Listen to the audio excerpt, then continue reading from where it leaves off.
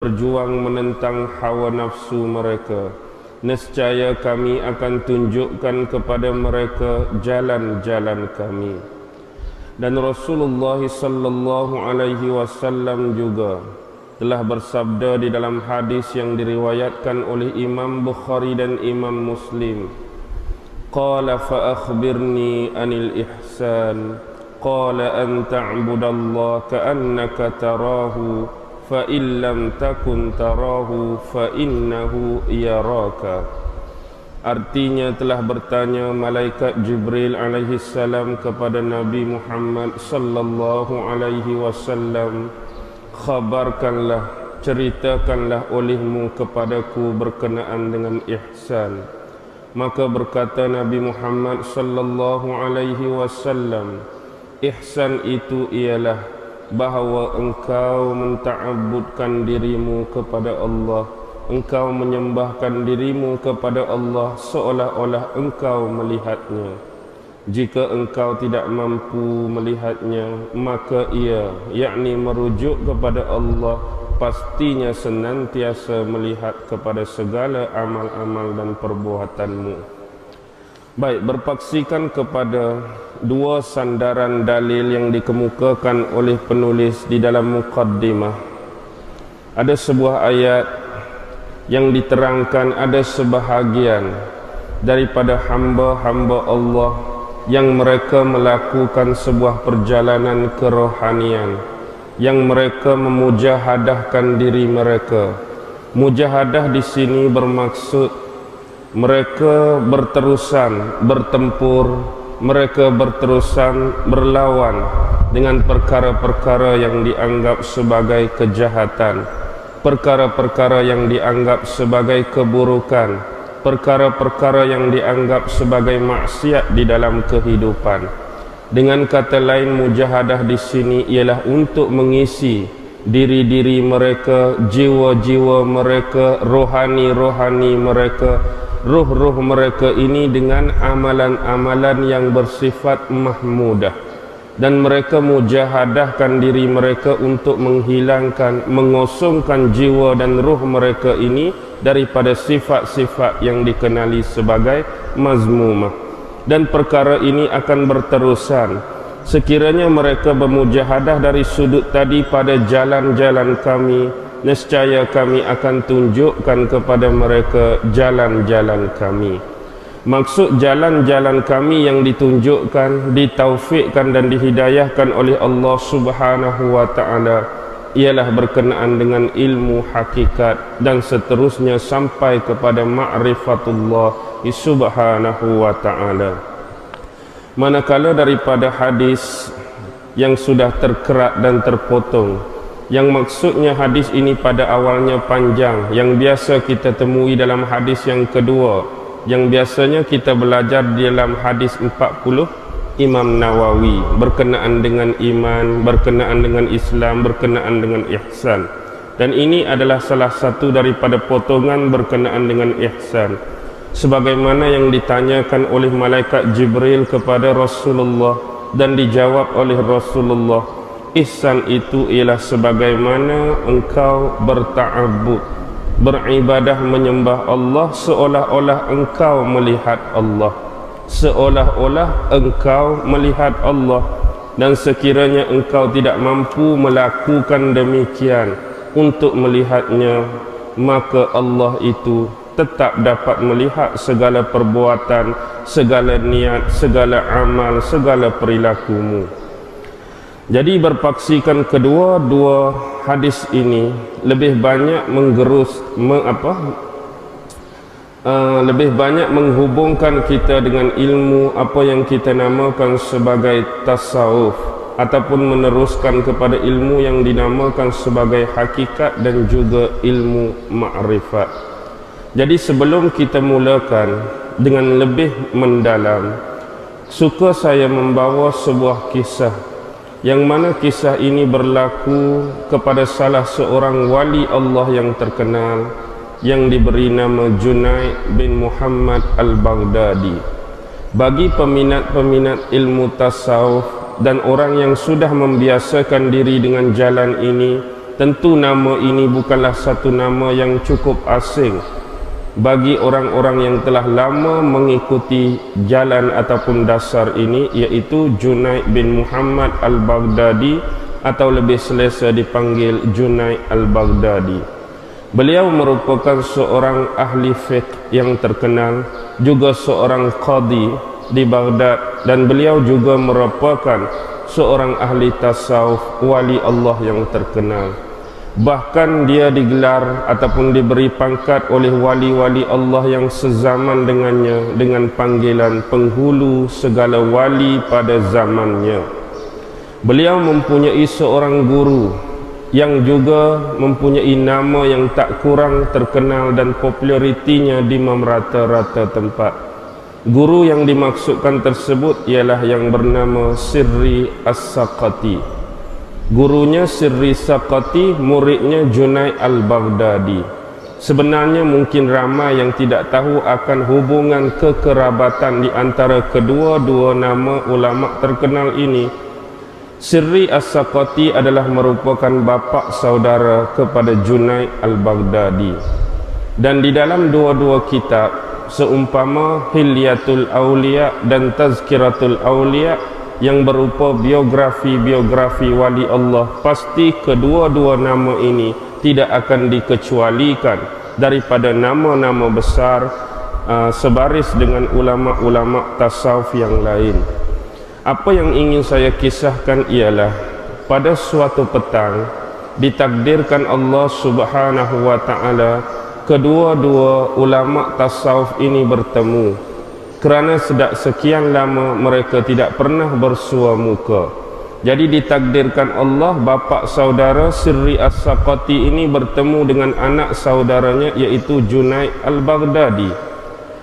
Lalu bapa saudara dengan niat yang ikhlas mengajak anak saudaranya ini supaya malam ini datang bertandang ke rumahnya, kerana sudah lama mereka berdua tidak bertemu kerana terlalu sibuk dengan hal dan urusan masing-masing. Lalu dengan senang hati Junaid menerima pelawaan bapa saudaranya dan bersetuju untuk bertandang ke rumah bapa saudaranya dan bermalam di sana. Begitu jugalah yang sering berlaku kepada kita di luar sana yang mempunyai hubungan yang dekat dan kekerabatan seperti ini. Perkara biasalah kalau seorang bapa menakan atau bapa saudara lama tak bertemu dengan anak menakan, lama tak bertemu dengan anak saudara, akan mengajaknya datang ke rumah. Mungkin ada sesuatu hal penting yang perlu dibicarakan. Jadi diringkaskan cerita, pada malam tersebut sampailah Junaid di rumah bapa saudaranya Sirri. Lalu selesai makan malam, mereka berdua menuju ke kamar ataupun bilik tidur masing-masing. Jadi Sirri telah menyediakan kepada Junaid sebuah bilik tidur untuk dia melelapkan mata. Jadi masuklah Junaid dan tidur pada malam tersebut dengan cukup lena. Tetapi tidak bagi diri bapa saudaranya Sirri, beliau terlalu sukar untuk melelapkan matanya. Terlalu susah beliau nak tidur pada malam tersebut. Tetapi akhirnya beliau tetap juga terlena. Dan seperti biasa, bagi amalan-amalan tradisi, amalan-amalan yang diwariskan daripada guru-guru yang mursyid, suatu perkara yang tetap tidak akan ditinggalkan di dalam kehidupan seorang wali Allah ialah bangun pada 1/3 malam semata-mata untuk salat bertahajud, sesuai dengan firman Allah, wa minal laili fatahajjat bihi nafilatan lak asa an yab'atsaka rabbuka maqaman mahmuda. Dan daripada sebahagian malam kami telah menjadikan salat sunat tahajud itu sebagai amalan-amalan tambahan bagi kamu. Moga-moga kamu akan dibangkitkan Allah Subhanahu wa taala di mahsyar dan di akhirat kelak dengan dianugerahkan maqaman mahmuda, satu kedudukan yang terpuji di sisi Allah. Tetapi satu amalan yang sudah banyak ditinggalkan oleh orang-orang ataupun umat Islam sekarang. Jadi bila dia bangun, dia mengejutkan sekali anak saudaranya Sirri untuk sama-sama solat bertahajud. Bila kedua-duanya bangun, mereka mula menyucikan diri, kemudian berwuduk, kemudian bersedia untuk menunaikan solat sunat tahajud. Tetapi mereka tidak melakukan secara berimam. Masing-masing melakukan dengan cara sendiri. Dan Imam Sirri As-Saqati melakukan sejumlah 4 rakaat, manakala Junaid pun melakukan sejumlah 4 rakaat. Tetapi solat asing-asing bukan dengan jalan berimam, bukan dengan cara berimam. Selesai sahaja solat, Sirri terus berpaling kepada anak saudaranya Junaid. Wahai Junaid, sesungguhnya apabila aku terlelap dan terlena malam tadi sebelum bangkit mengejutkan kamu untuk salat bertahajud, aku telah bermimpi, seolah-olah dalam mimpiku aku telah berada di hadapan Allah Subhanahu wa ta'ala. Lalu kalau kamu menganggap apa yang bakal aku ceritakan ini dapat memberikan manfaat kepadamu, maka aku akan ceritakannya kepadamu.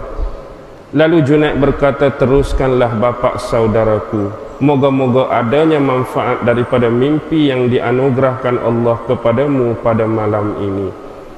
Lalu disambung oleh bapak saudaranya Sirri As-Saqati, mimpi dia tersebut seolah-olah dia berhadapan dengan Allah Subhanahu wa ta'ala. Gambaran ini adalah gambaran yang terlalu sukar, terlalu susah untuk kita gambarkan.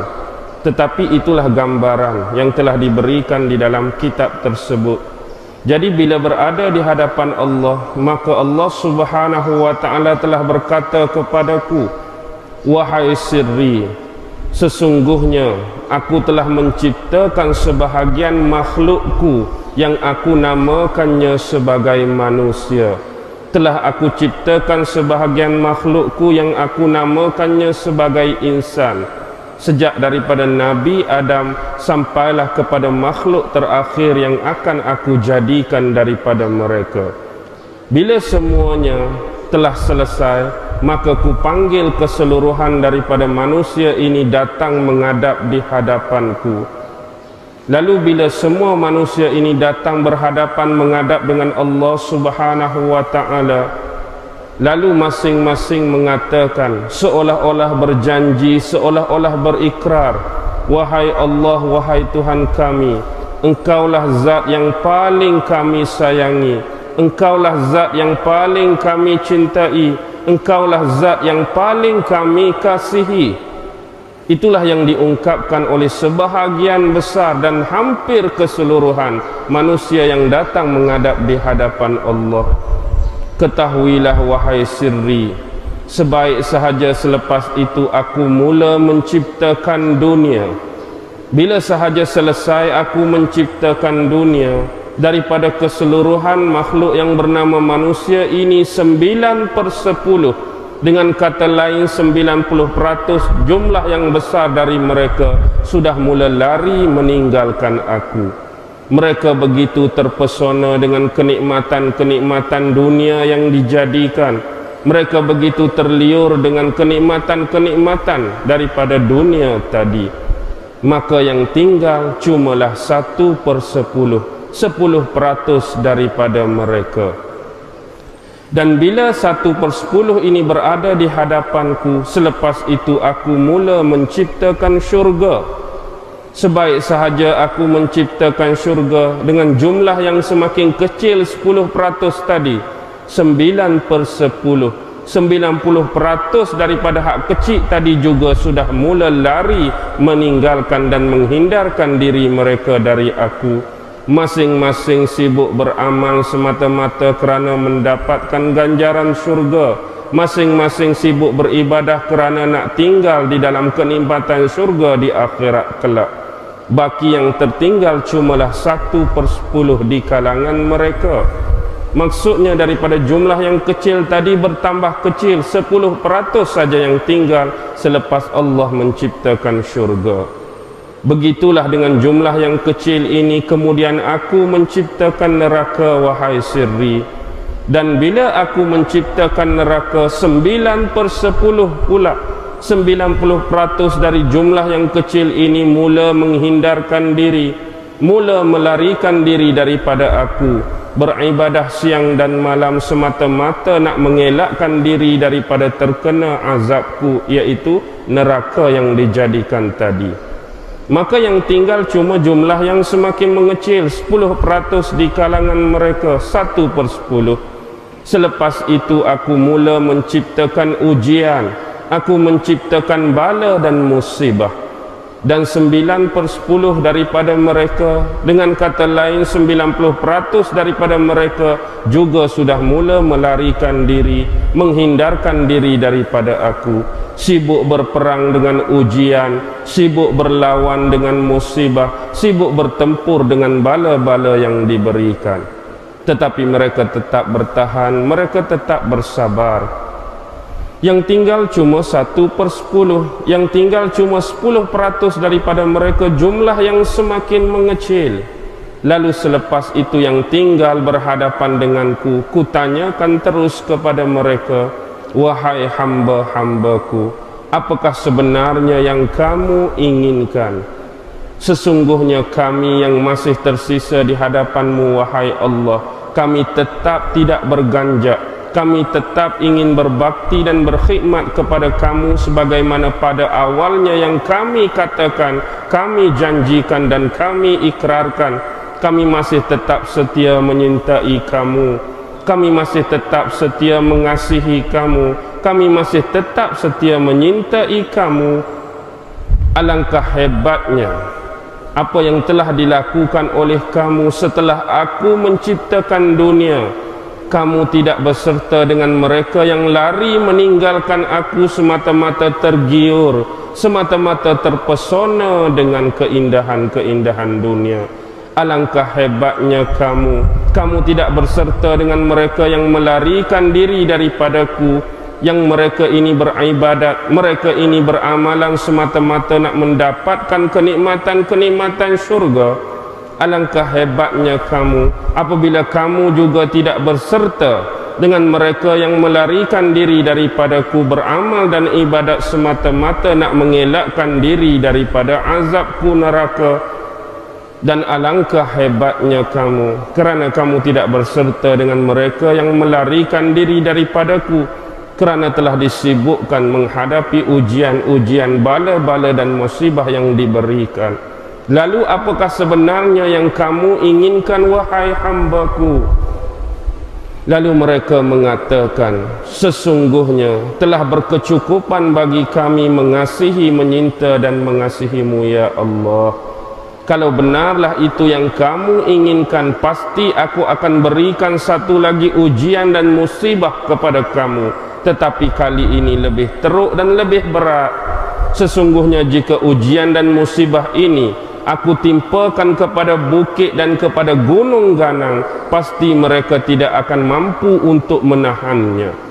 Lalu diberikanlah ujian itu kepada mereka. Tetapi bagi hamba yang masih tersisa ini, mereka terus sabar, mereka sentiasa berdoa, mereka tawadhu', mereka tawakal kepada Allah dengan ujian yang diberikan. Mereka masih tetap bertahan.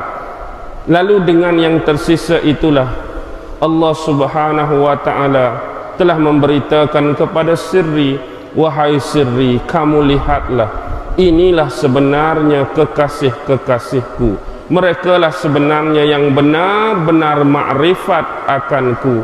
Mereka sesekali tidak terpesona dengan dunia. Mereka tidak beramal semata-mata kerana mengharapkan syurga. Mereka tidak beramal semata-mata kerana nak mengelakkan diri dan takut kepada neraka. Dan mereka tidak bersibukkan dalam menghadapi ujian, musibah dan bala yang diberikan. Mereka masih tetap berkhidmat kepadaku dalam apa jua keadaan. Mereka masih tetap sayang, cinta dan kasih kepadaku. Inilah manusia-manusia yang benar-benar kenal dan makrifat kepadaku. Baik, dalam konteks ini, inilah lebih kurang cerita yang telah diberikan oleh Sirri melalui pengalaman mimpinya pada malam tersebut kepada muridnya, yaitu Junaid al-Baghdadi. Apapun rumusan daripada mimpi tersebut ialah ada di antara hamba-hamba Allah yang telah diberikan kedudukan, ada di antara hamba-hamba Allah yang telah diberikan pangkat darjat yang lebih mulia berbanding dengan hamba-hamba yang lain. Mereka itulah yang dikenali sebagai wali-wali Allah Subhanahu wa ta'ala. Dan mereka hidup di dunia bukanlah berkehendakkan kepada kenikmatan-kenikmatan dunia. Mereka beramal dan beribadat hanyalah semata-mata berpaksikan dan bertunjangkan kepada Allah Subhanahu wa ta'ala, bukan semata-mata mengharapkan syurga daripada Allah. Dan mereka juga beramal, bertunjang dan berpaksikan kepada Allah bukan semata-mata takut dihumbankan Allah ke dalam neraka. Bahkan kehidupan mereka sentiasa dihiasi dengan ujian, sentiasa dihiasi dengan bala, sentiasa dihiasi dengan musibah oleh Allah, tetapi mereka tetap bertahan. Jadi apapun daripada kisah ini kita sudah dapat mengerti bahawa ada sebahagian daripada kalangan manusia-manusia ini diberi kehebatan, diberi kekeramatan oleh Allah atas nama wali Allah. Dan hari ini ramai yang mempersoalkan, kadang-kadang bila menceritakan tentang kisah-kisah wali, bila mempersoalkan tentang kisah-kisah orang yang soleh, ada yang mengatakan banyaknya karut-marut, banyaknya dongengan-dongengan, banyaknya reka-reka cipta yang dimasukkan dalam kisah-kisah tersebut.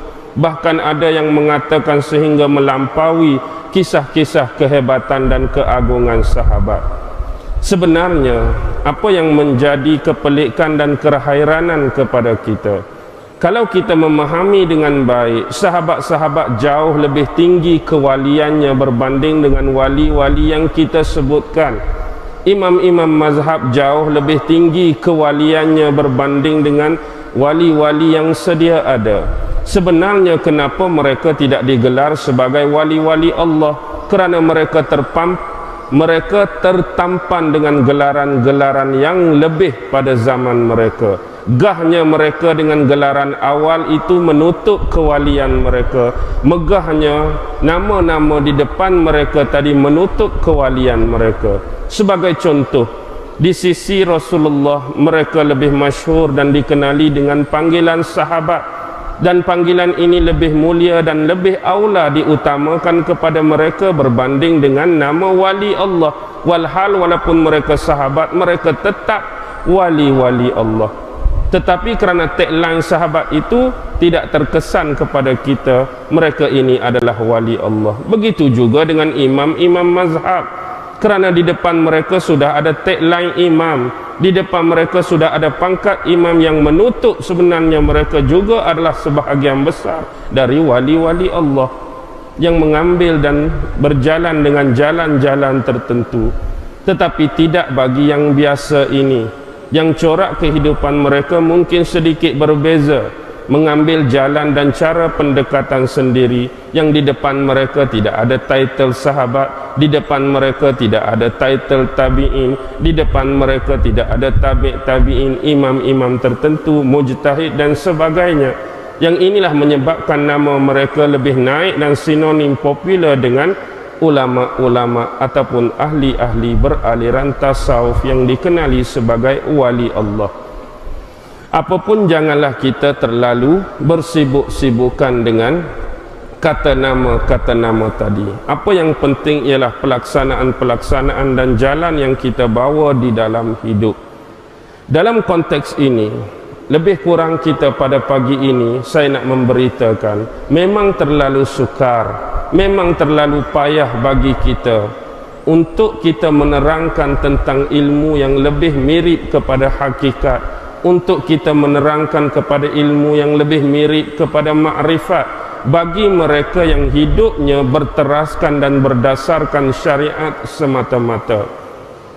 Bagi orang yang telah lazim berhadapan dengan ilmu syariat dan mereka sama sekali langsung tidak pernah berpijak, tidak pernah merasa dan tidak pernah terjun dalam aliran-aliran tarikat tertentu lagilah terlalu sukar untuk mereka memahami, mengenal dan merasa kepada step dan langkah seterusnya, apa yang kita namakan sebagai hakikat dan apa yang kita namakan sebagai ma'rifat. Jadi kita lihat di sini ramai di kalangan yang membawa aliran syariat, kita pun tak meninggalkan syariat.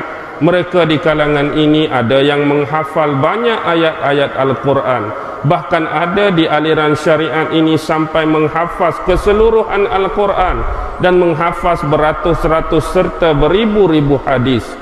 Tetapi kadang-kadang inilah yang kita ingin sebutkan, apakah sebenarnya yang dimaksudkan dengan Al-Quran? Al-Quran itu adalah kalam Allah, dan kalam Allah ini adalah merupakan sebahagian daripada nur Allah, dan nur inilah yang menghidupkan ruh-ruh Al-Quran yang dikatakan berseni, tidak berhuruf dan tidak bersuara di belakang tulisan-tulisan tadi.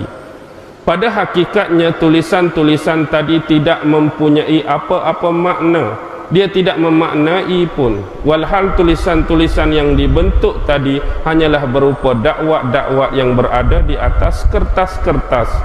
Tetapi ruh di belakang dakwah tersebut, ruh di belakang perkataan tersebut sebenarnya adalah kalam Allah yang berseni, cahaya Allah yang berseni, yang tidak mempunyai huruf, inilah dia.